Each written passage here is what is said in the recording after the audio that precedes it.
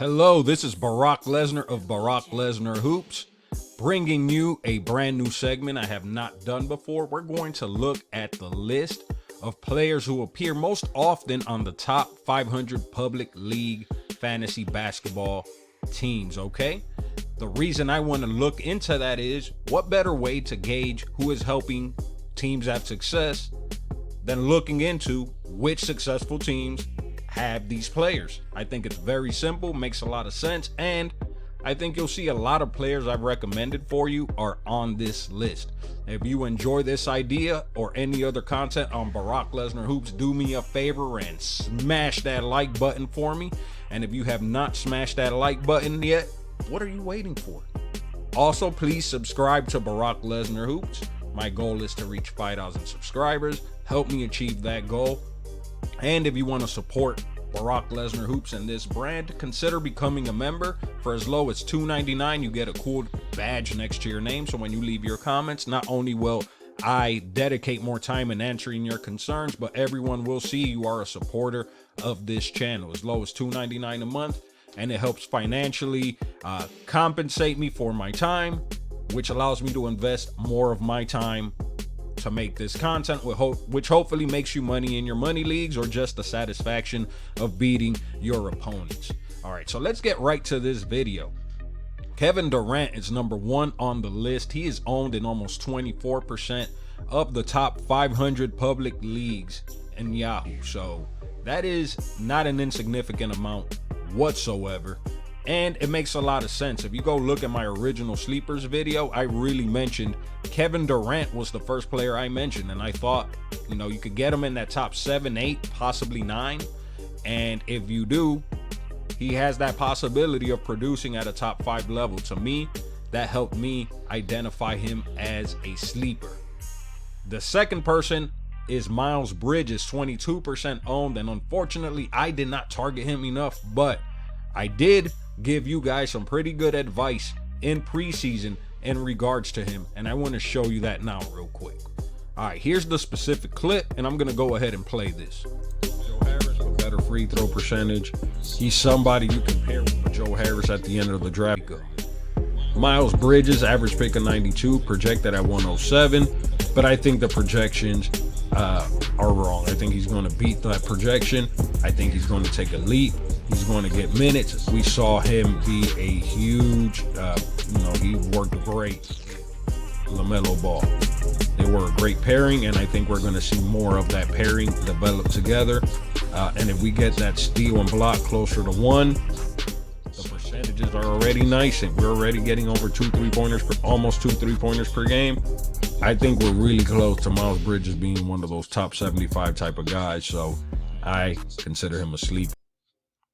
Now, I'm sure I had some wrong takes in that video too, but man, when I say I nailed that call, I mean, I underestimated him, if anything, because right now he's performing at what, top 1 level? Is this sustainable? No, but if you drafted him at 92, hard to argue he wasn't the biggest sleeper so far, and I told you guys he was going to take that leap. Will I make a video with my wrong takes? Probably not, but I'm sure you guys would definitely call me out. All right, let's move on to LaMelo Ball. LaMelo Ball's also on my list. I loved his ability to hit threes, that triple-double capability that he has. He's owned in 21.6% of teams, and then his brother Lonzo's owned in almost 20% of teams. Both guys that I valued, followed by Derek White. Derek White, I was very interested to see he's owned in almost 20% of these leagues. All right. Why is he owned in so many leagues? I told you guys, this guy's a unicorn. He gets you blocks from the point guard position. That is why he's on so many different championship winning teams. All right, well, they're not championship winning, but they're the top teams in Yahoo Public League. So potential championship winning teams. Derek White made a lot of sense to me around that 70 range, and it just makes sense to me why he's on so many of these successful teams. All right, let's do it like this, because this way we can discuss the production they've had and why they're leading these teams to success. Rashaan Holmes, ranked 20. He was a guy you were picking up maybe after pick 60. Really high field goal percentage, can get you steals and blocks, can rebound for you, and his free throw percentage is really nice. Those big men that can get you blocks and a high free throw percentage, you're going to see them a lot on this list because they're unicorns. I think this is the most validating thing for my strategy, is the players I tell you work the best for my strategy are the ones that are overrepresented in this list. That is not because I'm some whiz kid, it's because it's just logic and common sense. While he's incredibly injury prone, Malcolm Brogdon is currently ranked at 13. He was one of those targets around, after pick 60. Despite being injury prone last year, when he started the season, he was ranked around the top 20, top 25, which I pointed out. And he's playing to that level so far. So when you're able to grab him after pick 60 and he's performing at a top 15 level, that is incredible value that he is bringing to your team. And again, that's why you're going to see him on this list, overrepresented on the teams having success. Because when you nail those middle picks and those late picks, that's really what makes your team strong. Those first round picks, everyone is picking really good players. There's not much differentiation, which is why if you're like in an 8-team league, it's not super competitive because the wire's full of great players. Everyone has stacked players. So it comes down a little bit more to luck. The deeper the league though, that's when your skills separate you from your competition. That's when nailing your very late picks makes you incredibly successful. And at the end of this video, I want to show you a 20-team league I'm in so you can see how deep it is because I nailed my late picks. It is a league for the Barack Lesnar Hoops Discord server. There's a link in the description if you would like to join. Evan Mobley has been crushing it so far. Can he keep up this torrid pace of a rank of 16? Probably not. He is not somebody I recommended as a sleeper because I like to see the rookies produce before I recommended him.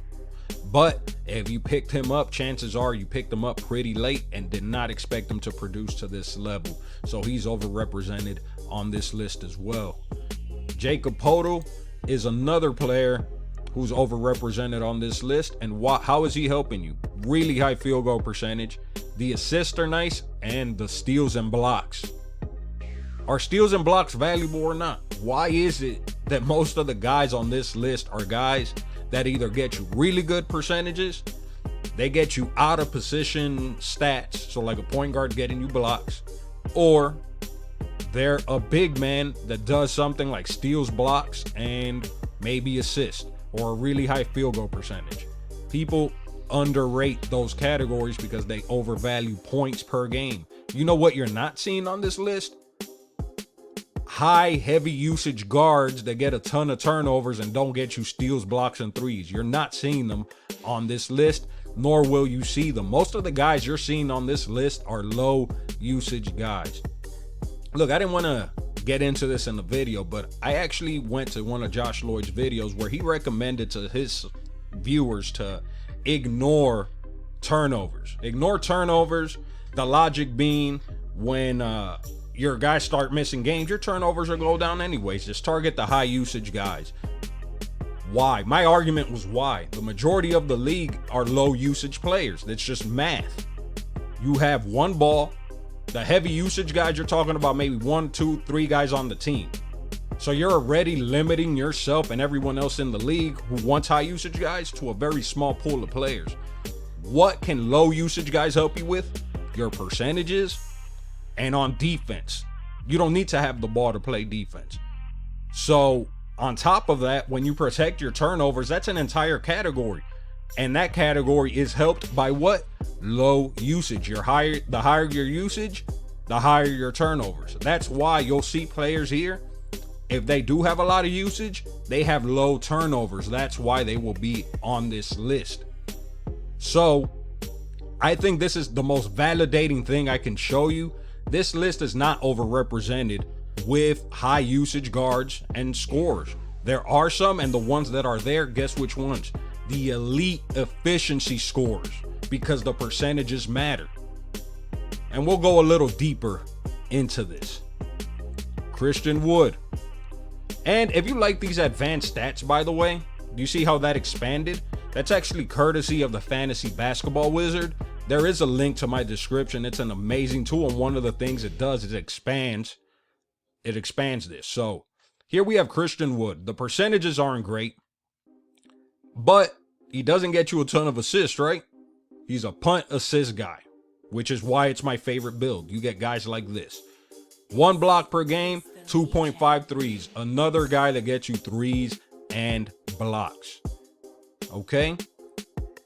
Jonas Valanciunas. How is Jonas Valanciunas helping you? Because he is a big man. He's getting you blocks. Not only that, he's averaging a double-double. But he's shooting 100% from the free throw line.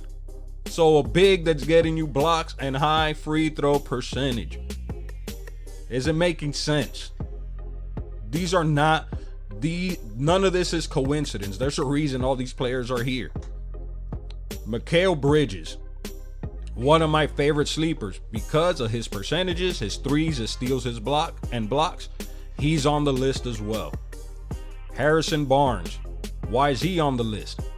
Elite field goal percentage with the volume, hitting over 4 3-pointers per game. Now he's not getting you the steals and blocks, but those percentages, 51.4% field goal percentage while hitting 4.3 threes per game, that is not typical. Typically, the guys that hit a lot of threes miss a lot of their shots, so they have lower field goal percentage. So when you have a guy hitting 4 3-pointers per game and giving you 52% field goal percentage, suddenly that makes them a unicorn in that regard. It goes against the regular logic that applies.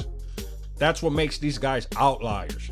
And because they're outliers, when you stack a bunch of outliers, that makes your team an outlier. Your team now stands apart from the rest of your competition. Who else can we discuss here? Paul George. Paul George is on this list. He was the other guy right after KD I recommended as a sleeper. Why was that? The opportunity he had on that Clippers team. What is he doing?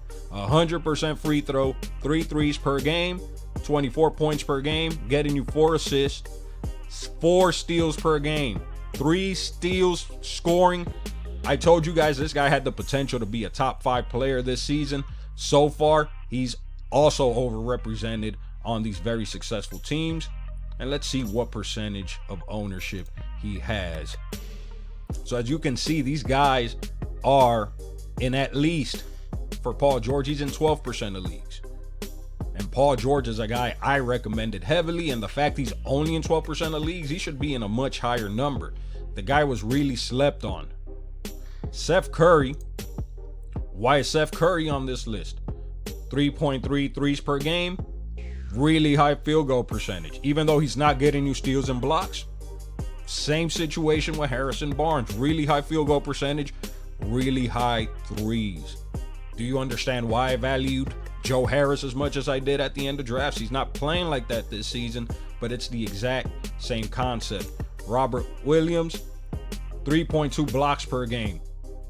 High field goal percentage. Almost a double-double. 1.2 steals per game. Only 1 turnover per game. The guy's averaging 11 points per game. No threes. Low free throw percentage, but he's still overrepresented because of his ability to get you elite steals, blocks. One of the percentages is elite, and normally that's my rule. I don't want you to be bad at both. If you're going to be bad at one, I want you to be really good at the other. That fits my rules. And I want you to have low turnovers. That fits my rule. What else do most of these players have in common? They are low usage. Not all of them, but a good amount of them. Joel Embiid is on this list as well because he's a big man that gets you threes, steals, and blocks, and decent free throw percentage for a big man. Do you think any of this is coincidence? It is not. Wendell Carter Jr., another sleeper that I really liked, and I told you guys I think he's undervalued right now. I like the opportunity for him in Orlando. He is ranked in the top 21 right now. His percentages, high field goal percentage, high free throw percentage. He's getting you 1.2 threes. He's getting you 1.2 blocks, and he's only getting you 1.2 turnovers. Does he have a lot of assists? No. Do you see a ton of assist guys on this list?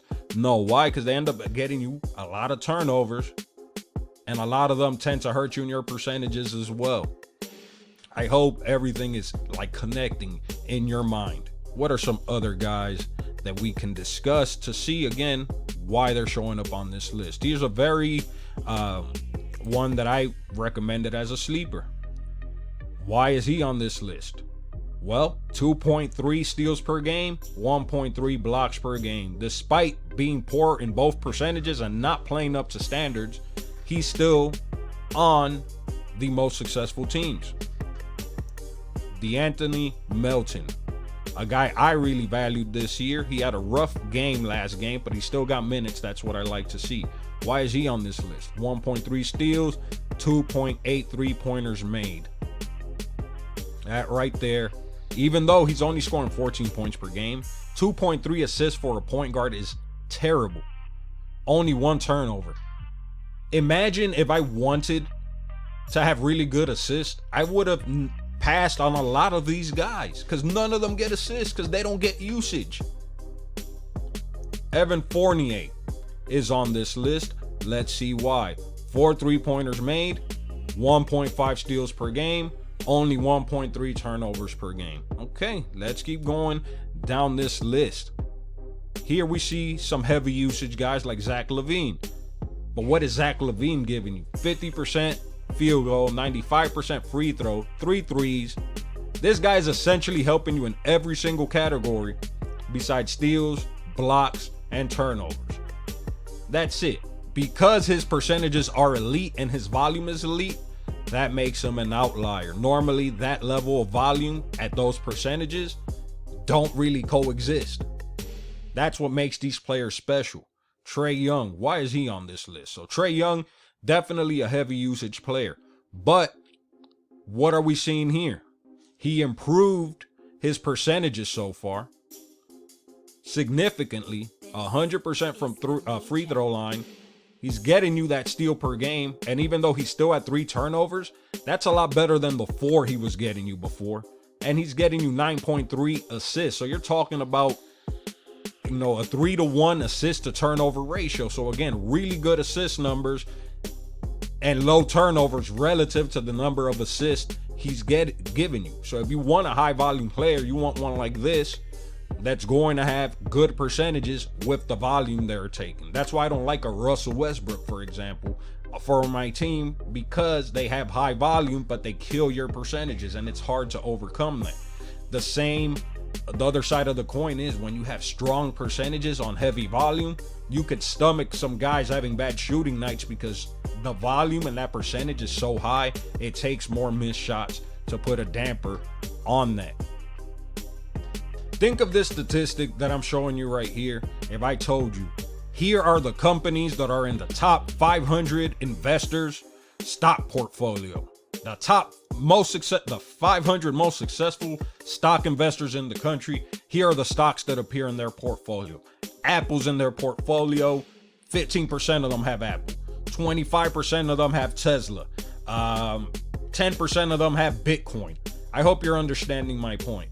My point is, we're identifying these players because the players having success have these players. And you want as many of these guys as possible. And if any of them are being undervalued, so for example, here's one right here, DeAndre Hunter. You could probably get him for cheap. He's 8% dropped in the last day. Why is he on this list? The free throw percentage, he gets you threes, and he's keeping the turnovers low. And he's barely been performing. He's barely scratching the surface of how good he can be. So immediately looking at this list, I know DeAndre Hunter is somebody I want to target. Mitchell Robinson, why is he on this list? Elite field goal percentage, getting you over 10 rebounds, getting you close to a steal, getting you over 1.3 blocks, only 1 turnover per game. Again, a guy that gets you no assists, a guy that doesn't score for you, not a heavy usage player. But someone you might have ignored if you valued assist because, again, I need assist. I can't grab him or my assist will be weak. Versus me, I'm like, forget my assist because then I can load up on all of these guys. Michael Porter Jr., another guy that gets you very few assists, but 2.3 threes, 1.5 steals, 1.5 turnovers. And he's underperforming. And he's still on some of the top performing teams in the league. Jimmy Butler, What does he have? 48% field goal.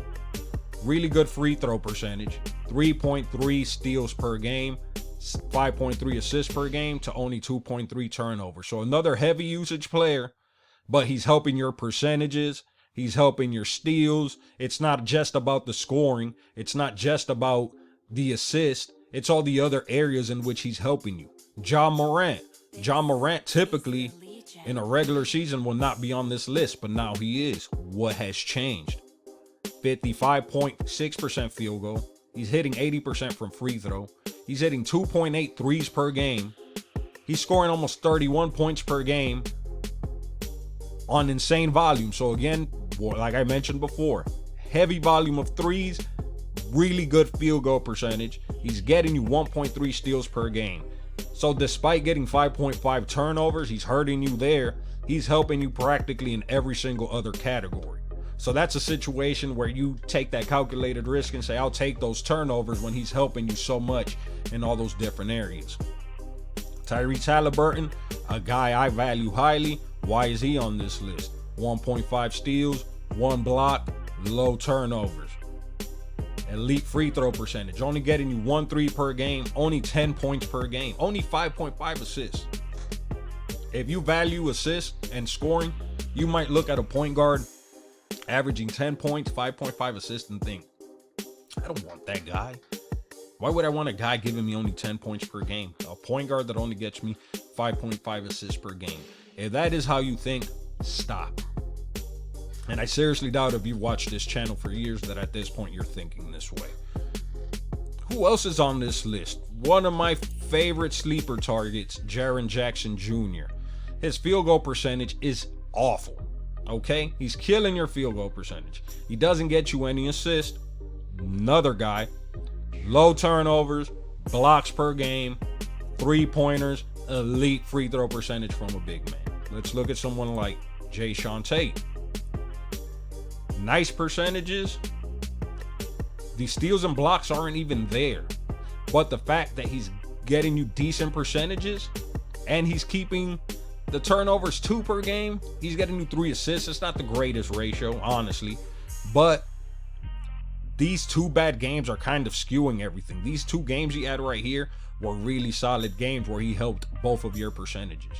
If you're a person that ignores percentages and turnovers, chances are you don't have a lot of the guys on this list. Here's another heavy usage big, okay? So really poor field goal percentage. 1 steal per game, 1.8 blocks per game, 2.3 threes per game, elite free throw percentage for a big man. You're getting threes, you're getting blocks, you're getting steals. So even though the 3.5 turnovers is a lot for a big man, I will take that calculated risk when he's helping me in all the other areas that I want. We're almost done. Mike Conley, okay? Why is Mike Conley on this list? 2.7 threes. Average field goal percentage given the volume of threes. Hasn't missed a free throw shot, though he hasn't drawn a whole ton. 2 steals per game. 4 assists to 2 turnovers. The 2 steals, even though, again, 14 points, 4 assists, you would think, if you don't think too much into it, that's a basic point guard. He's not going to help me as much as Devin Booker. But guess who's not on this list?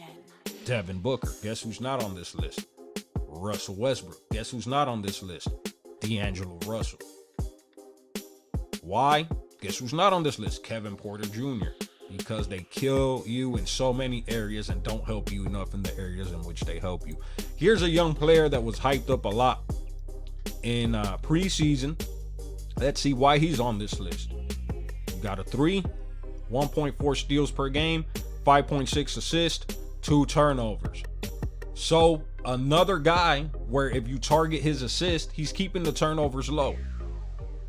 That's it. That's the key, my friends. Assist to turnover ratio, percentages, steals and blocks, keeping the turnovers low. If you do target assists, make sure they don't come with a ton of turnovers. And make sure they're giving you either if they're giving you threes, make sure they're giving you either steals or blocks. These players, if they stay healthy, you want to load up on them. And if you notice, the majority are bad at assists. And if they're good at assists, they keep the turnovers low. That's why you saw this man right here, which I didn't discuss, but I should have, and that's Mr. Christopher Paul.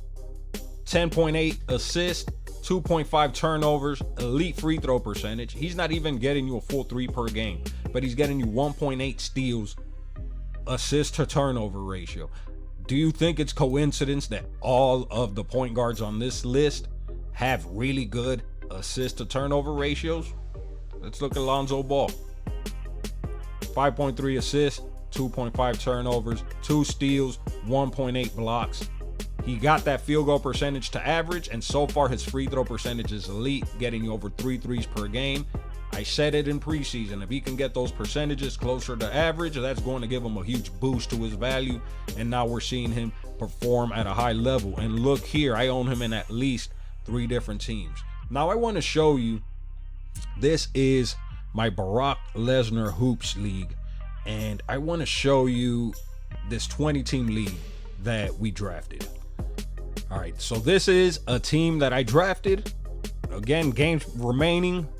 That is courtesy of Fantasy Basketball Wizard. There is a link in my extension if that's something you're interested in that Chrome extension.